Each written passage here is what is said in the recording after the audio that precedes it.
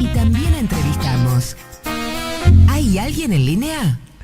Por suerte sí, por suerte es un habitué. Los saludamos a Jorge Alemán, psicoanalista, analista no solo de personas, analista de sociedades. Jorge, ¿cómo estás? Félix Kraus y Martín Granowski, te mandamos un nuevo abrazo, esta vez por teléfono. Un abrazo, queridos amigos. ¿Cómo anda? ¿Bien? Bien, aquí estamos, como está, con el estupor que todo el mundo tiene frente a lo que está sucediendo, ¿no? Sí. ¿Te podemos, antes de seguir hablando, queremos que escuches 2 audios con nosotros? ¿Cómo? ¿Perdón? Antes de seguir hablando, queremos que junto con nosotros escuches 2 audios. Sí. Mirá. Compatriotas, culmina un día difícil. Han ocurrido en el país hechos de violencia que ponen en peligro personas y bienes y crean un cuadro de conmoción interior. Quiero informarles que ante eso he decretado el estado de sitio en todo el territorio nacional e informado al honorable Congreso. Nuestro país vive horas difíciles que muestran la culminación de un largo proceso de deterioro.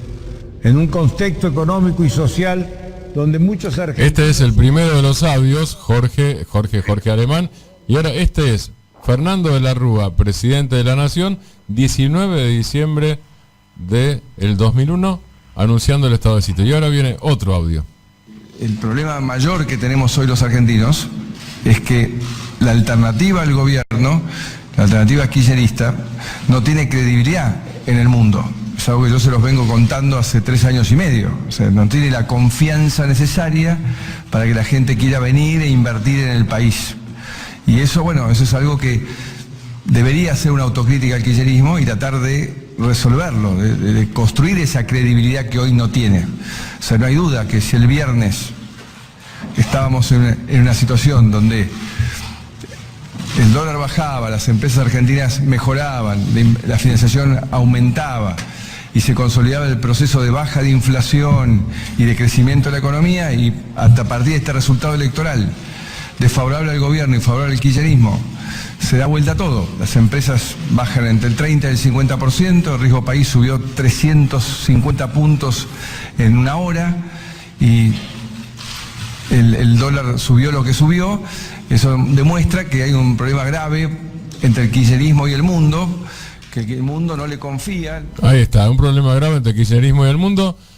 Vos sabrás disculpar, ¿viste? Vos estás acostumbrado, supongo, a la Asociación Libre. Nos salió la Asociación Libre. El discurso de Macri de ayer nos hizo acordar el discurso de la Rúa del estado de sitio del 19 de diciembre del 2001. Vaya a saber por qué. Sí, lo que pasa que el de ayer escribí un texto al respecto inmediatamente en la tecla sí. si ustedes me permiten, que se llama... Sí, señor. ¿Lo leímos? Lo hemos leído. Sí, lo de la Rúa, muchísimas gracias. Lo de la Rúa, bueno, era un clásico en la Argentina frente a un determinado estado de cosas, el estado de sitio, ¿no? Sí. Esto de ayer es muchísimo más insólito, ¿no? Tal vez haya, no sé, muy pocos casos en la historia de la política mundial y en la historia de los países democráticos donde un presidente, posteriormente a un proceso primario, donde se elige un precandidato, culpe, responsabilice, intimide a la gente que votó. Uh-huh. Y luego que lo haga con algo que verdaderamente no es cierto, porque sigo las páginas económicas de muchos periódicos de las derechas mundiales y hace rato que dicen que la economía argentina es un desastre. Sí. Y hace un rato que dicen que el gobierno es inepto. Con lo cual, esa especie de mundo que él dice que se desmorona por este voto, eso es una falsedad absoluta. No tiene ninguna sostenibilidad. Hace tiempo, como los diarios importantes no le pueden mentir a sus inversores, hace tiempo que dicen que es un desastre lo que ocurre aquí. Entonces, que el tipo salga con esto, francamente no sé bien ya si lo asesora alguien, si se produjo una metamorfosis con la Carrió, porque ayer este discurso no pertenecía al género. Te cuento, discúlpame Jorge, te cuento algo que es información, justamente contestando a esto que estás diciendo, a la pregunta. Lo asesora alguien en general. El discurso de ayer, ese discurso fue sin ningún asesoramiento y más todavía, rechazó las opiniones de algunos de sus allegados. No hablo de Carrió, ni siquiera de Marcos Peña, que no llegó a opinar, no sé qué hubiera opinado, pero rechazó opiniones de varios de sus allegados, del equipo de comunicación y del equipo político. Es sí, Macri es purísimo. Es bastante probable que él sea así, que piense así.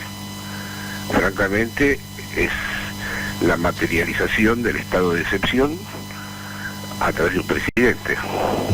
Ahora, Jorge, sin cometer la desviación de llevar a las categorías de la clínica, digamos, en fin, lo que es política, pero bueno, ya hablamos el otro día, las interacciones ahí están, ¿no es cierto? Se ha atravesado el análisis público a partir de la declaración inmediatamente posterior a la derrota en esta PASO del presidente hasta hoy mismo, ha atravesado todos los medios, todos los análisis y la presentación de la noticia, la idea de la psicopatía en la conducta del presidente. La pregunta es, ¿qué ves vos? ¿Qué opinás vos? Yo no querría ser audaz, ni querría subirme... Mira, ya sabés que hay un texto que se me atribuye, no le hice el caso a mi hija que me dijo no lo desmientas porque va a ser peor, los desmentí de todas las maneras posibles, por radio, en Facebook, conozco además la joven que lo escribió, puedo compartir el criterio que tuvo, pero bueno, no es mi estilo cuando hay procedimientos de este tipo de tenerme en el rasgo de la personalidad, que evidentemente impacta, pero no me parece que sea lo relevante, ¿no? Lo relevante es de qué pliego de la cultura política argentina pudo haber salido semejante presidente y que haya hecho este ejercicio de irresponsabilidad en donde pone a una nación bajo su mal humor personal después de un proceso electoral. Y claro, los calificativos que puede haber de psicópata, de perverso, los puedo entender perfectamente en el sentido de que son calificativos donde el tipo se victimiza mientras te destruye, ¿no? Sí. Evidentemente alguien que mientras te está destruyendo se hace la víctima, y bueno, sí, es merecedor de calificativos de este tipo. Yo personalmente no es de mi gusto implementarlos, ¿no? Y por eso curiosamente más lo es desmentido, más ha circulado, y en estos días se ve que la escena de ayer lo ha puesto de nuevo, porque está por todas partes. Me acaban de mostrar recién ese texto circulando por todas partes. Al final mi texto más famoso es el que escribió esta joven. Jorge, aprovecho y cito entonces lo que vos sí escribiste, el último que escribiste es el de la tecla Enia, que dice algo que dijiste el otro día en este programa: este gobierno nunca se constituyó un bloque hegemónico, es un dispositivo de poder propio de la actual financiarización del mundo. Estoy leyendo el final. Después decís, si antes se culpabilizaba a cada uno de los habitantes por los estragos de la propia metodología gubernamental, ahora esa intimidación hostil se extiende a todos los electores del Frente de Todos. Sin duda, decís vos, Jorge Alemán, escribís, es una nueva materialización del estado de excepción. Por eso la Asociación Libre con De la Rúa, te comento de paso, se convoca a unas supuestas intervenciones extranjeras a que realicen un castigo ejemplar por la decisión política de la voluntad popular. Sí, que nos vuelvan Grecia. Con estas declaraciones, decís al final, escribís, el presidente confirma una vez más que él no tiene nada que ver con la Argentina, que trabaja para un amo al que él dice representar, ese amo que como él se puede poner muy loco, entre comillas, y planificar el sacrificio de nuestro pueblo. Sí, esto sí, me atengo a sus palabras. Recuerdo aquel día que si él se ponía loco era capaz de hacer daño, eso lo dijo. Y bueno, esas son palabras de él. Yo no uso palabras mías para calificarlo clínicamente, sino que él dijo que si se pone muy loco hace mucho daño. Y luego, sí, evidentemente, como decís, se ha permitido invocar a esos amos abstractos que no se sabe cuáles son, porque él dice el mundo, los mercados, y ahí hay un montón de heterogeneidades financieras, geopolíticas, etcétera, que no se pueden reducir solo a la palabra mundo ni a la palabra mercado. Pero bueno, él las usa así, ¿no? Para responsabilizar al electorado que a él no le gustó, porque creo que no se esperaba de ningún modo, parece ser, lo ocurrido, ¿no? También impacta mucho el lugar desde el cual se coloca, ¿no? Como un comentarista de la realidad, porque bueno, uno puede comprender puede ver que se sienta subordinado a otras fuerzas y solamente tenga en su horizonte a esas entidades abstractas, difusas y más complejas de cómo los presenta, pero a su vez, dando vuelta la cara hacia su propio pueblo, hay un nivel de ajenidad y de separación del compromiso del acto de gobernar que realmente es muy significativo, ¿no? Y no es la primera vez. Tal cual, sí. Yo lamentablemente, yo no sé si por olfato, por intuición, o te digo, hace mucho fuera, el primer día, la primera noche que ganó, escribí un texto donde anticipaba que esto tenía este desenlace, porque él no era el presidente, él no es un presidente, porque un presidente de algún modo, sea, aunque no responda, digamos, a nuestra sensibilidad político-ideológica, algún tipo de interpretación del país, algún tipo de lectura histórica del país tiene, y este hombre no la tuvo nunca. Bien es cierto que, como lo muestran muchísimas series actuales de moda, el mundo se está enrareciendo y se está llenando de personajes extrañísimos al frente de los estados. Entonces, bueno, este sería el caso al modo argentino, pero este señor eso que decís es exactamente así. Ahora Jorge, si vos mirás a Trump, por ejemplo, a Trump te lo puedes imaginar perfectamente, digamos, cerca de la mafia de Nueva York o en el medio oeste norteamericano. Sí, es otra cosa. Lo que no, claro, por eso digo, no sé dónde te lo imaginás a Macri, ¿entendés? Sí, siguiendo tu razonamiento, justamente. No, Trump sí tiene, digamos, dentro del complejo militar financiero, como claro, decía Eisenhower, sí, tiene un lugar. Él emana de un determinado contexto, sí, y ese contexto también lo condiciona, y además tiene una serie de ideas acerca de cómo conducir el país. Es decir, no, me parece que esto es una modalidad muy específica de un grupo de tareas con una serie de operaciones financieras en la cabeza. Yo me acuerdo cuando uno de los ministros dijo, hemos hecho el trabajo sucio, hablando en Estados Unidos. Sí, Proud Guy, exactamente. Proud Guy dijo el trabajo sucio. Tal cual. Una metáfora que tampoco, es decir, creo que causó perplejidad incluso en la audiencia, ¿no? En cuanto a la manera en que planteó eso. Entonces este tipo sí, esto es una novedad en la política mundial. El tipo habla desde afuera de todos incluso desde afuera del Estado, ¿no? Le pidió una autocrítica a los que habían ganado los procesos primarios, como suelen decir en Europa y en Estados Unidos. Una cosa insólita, ¿no? Y dejó...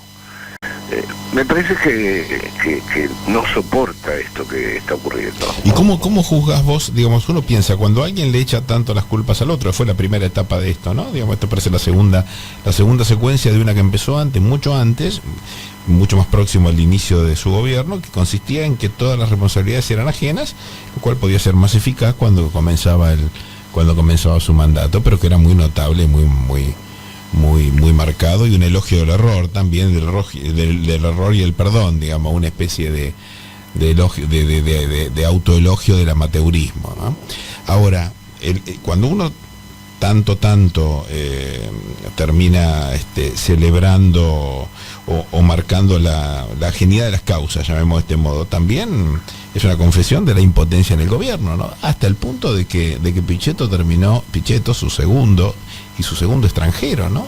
El peronista convocado, es el que dijo, el presidente está en dominio, que sonó a nuestra... En control. En control, perdón. Fue exactamente la expresión. En control. Que suena, bueno, dime de lo que presumes y de lo que carece. Sí, ¿no? sí, si yo fuera Macri y escucho que me dicen está en control, digo, mierda. ¿Hace falta que lo diga? Claro. Que lo que pasa también que dice cosas, es decir, creo que sea tonto, picheto, ¿no? No, claro. Es decir, otro tipo de adjetivos. No, claro. Pero el tipo simplemente con un razonamiento mínimo es decir, yendo a los referentes de la tradición política, desde Maquiavelo a Max Weber, el tipo se autodestituyó como presidente en su acto de ayer. Entonces, no sé, el otro debe haber también, te digo que ahí inventar algún tipo de justificación, ¿no? Es decir, es una fórmula extrañísima. Jorge, Sí. para ir antes vos empezaste con el estupor. Para ir antes del estupor, vos estuviste en este programa el viernes a la tarde. Las elecciones todavía no se habían celebrado. Una de las cosas que conversamos es cuál era el grado de sufrimiento, de dolor y de reacción ante el dolor del pueblo argentino. El domingo tuviste el resultado de las elecciones. Para mí estas elecciones fueron un plebiscito. Hoy Rosendo Fraga decía que fue como un referéndum no vinculante. Yo ponele lo que quieras, pero bueno, fue una expresión muy fuerte. Ponete antes del estupor, si podés. Ponete en el domingo a la noche tarde. ¿Qué conclusión sacás? Olvidémonos por un segundo del Macri amenazante, del Macri que, como vos decís, se autodestituyó como presidente. Pongámonos antes de eso. ¿Qué es lo que pasó en la Argentina?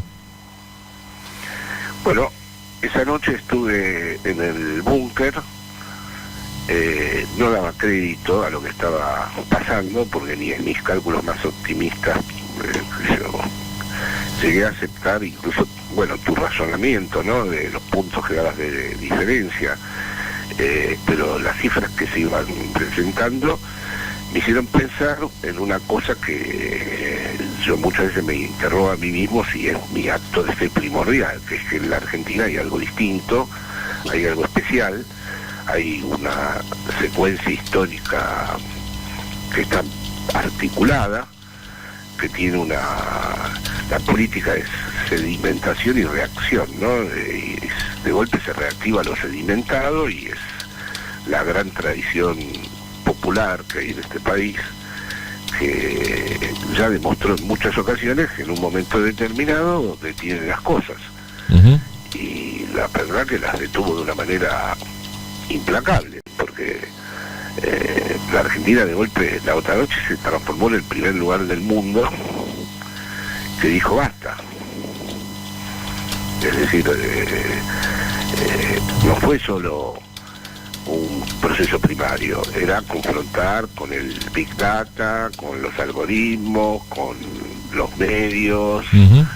Es decir, demostró que los medios pueden erosionar a un buen gobierno, pero no pueden sostener a un gobierno pésimo.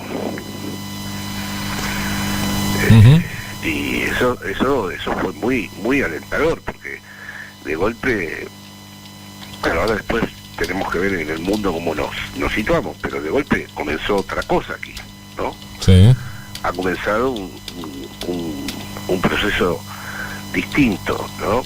Que vuelve a tener todos los matices de nuestros movimientos nacionales y populares, aunque sean, vamos a decir, como es un gobierno de coalición, hacen parte de una cosa mayor, ¿no?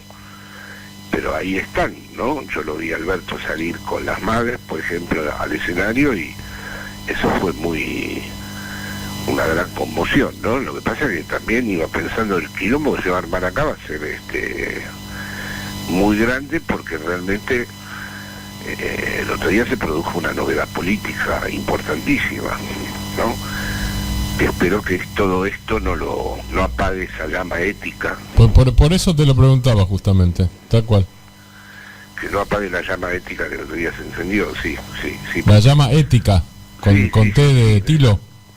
Sí, porque claro, hoy hablaba con con unos compañeros diputados, ¿no? Hablaban de que la situación económica, pero hay países donde la situación económica es horrible y no se produce esto.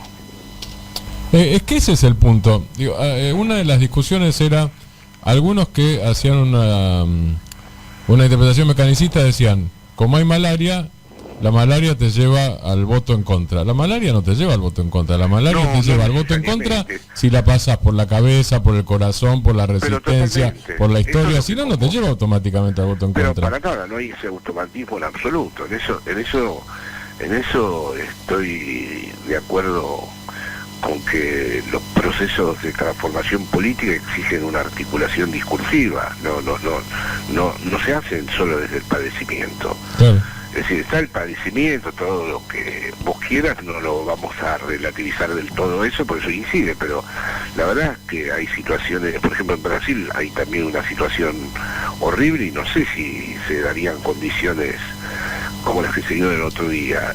Y hace poco estuve en Chile, que lo presentan siempre como modelo de estabilidad, y hay una desigualdad social instalada que ya ni siquiera es como si se hubiera naturalizado, ¿no? Sí, justamente, está estable también la desigualdad.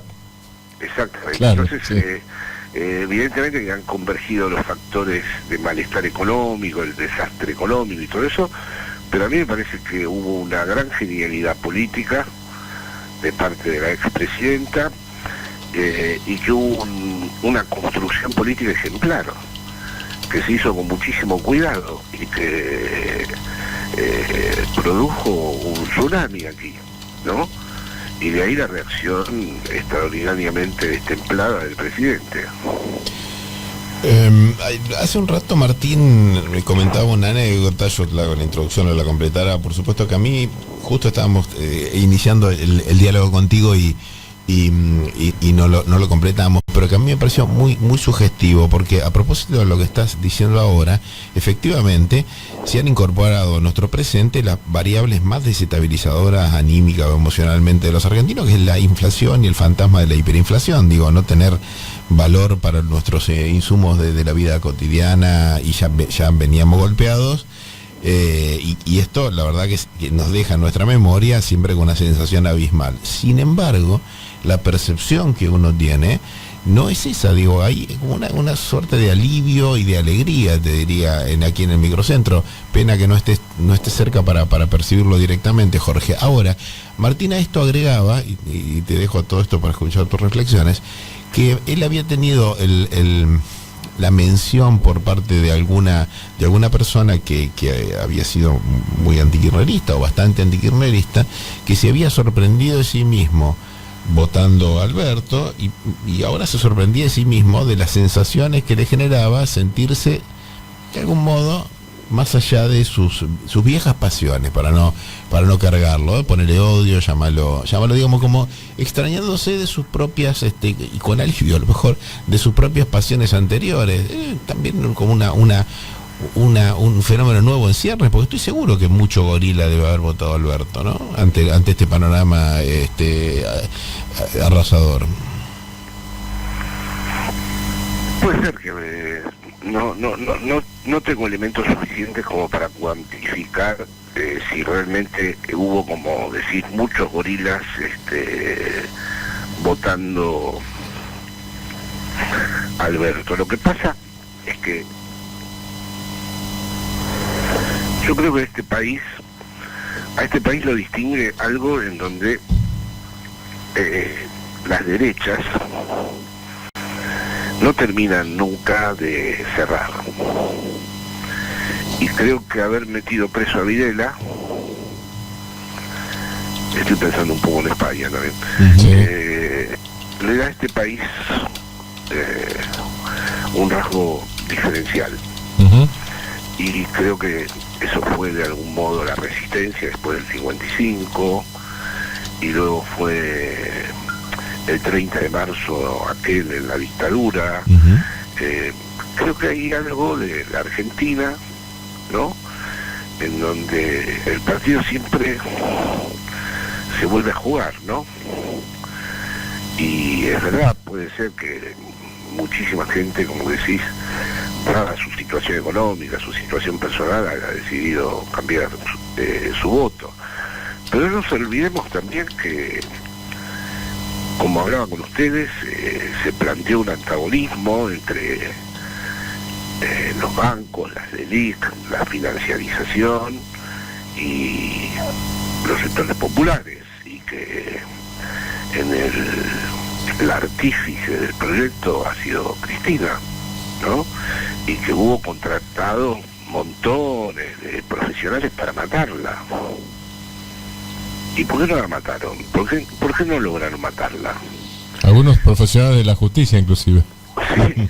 Entonces parece ser que hay un mito que los pensadores ilustrados de la política rechazan, en cuanto a que sueñan con una política desmitificada, o lo ven como una mistificación peligrosa. Pero sin embargo, en la Argentina hay una especie de mito fundacional que está inscripto en el comienzo del peronismo, que de golpe siempre retorna y tiene unas capacidades de articular proyectos, ¿no? Por ejemplo, esto que sucedió, el kirchnerismo es parte de la coalición. No podría pensarse esa diciendo, bueno, el kirchnerismo será probablemente Alberto trate de construir, como es lógico, un proyecto que lleve todas sus señales. Pero sin embargo, la condición de posibilidad de la coalición ha sido el kirchnerismo. Fue el del kirchnerismo que se fue articulando. Aunque ahora el kirchnerismo no pueda o no deba, por cálculo político, por lecturas diversas de la realidad, por el propio pragmatismo, ocupar el lugar protagónico. Sí, hay una cosa que a veces no es recordada. Aquel sábado a la mañana, yo no recuerdo la fecha exacta, fue en mayo, ¿no? Me parece. Cuando Cristina Fernández de Kirchner anuncia la candidatura de Alberto Fernández, dice, no recuerdo exactamente las palabras, pero el espíritu era hace falta un enorme grado de unidad para ganar y hace falta todavía un grado de amplitud y unidad mayor para gobernar. Sí, exactamente, me acuerdo, sí. Ahí fue decisivo ese día. Y eso lo dice ella. Sí. O sea que hace girar todo al centro y se mantiene ella en la retaguardia. Es una dialéctica muy refinada, Muy refinada. Sí. Ajá. Y eso es una genia. Yo creo que tiene una capacidad política excepcional, porque verdaderamente la operación fue perfecta. También me parece perfecta la operación del libro. O sea, ella protege al kirchnerismo quitándolo de su protagonismo. Pero me parece que esa es la verdadera, esa es la interpretación, como se decía antes, dialéctica. La interpretación correcta es esa. Y creo que le llevó bastante tiempo analizar la situación, meditarla y llegar a esa conclusión. No salió de una cosa así puramente espontánea.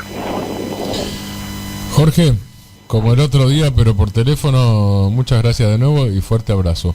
Gracias a ustedes que me ayudan a pensar todo este embrollo y todo este desenlace que hay aquí, y esperemos lo mejor, esperemos que lo que sucedió el otro día continúe.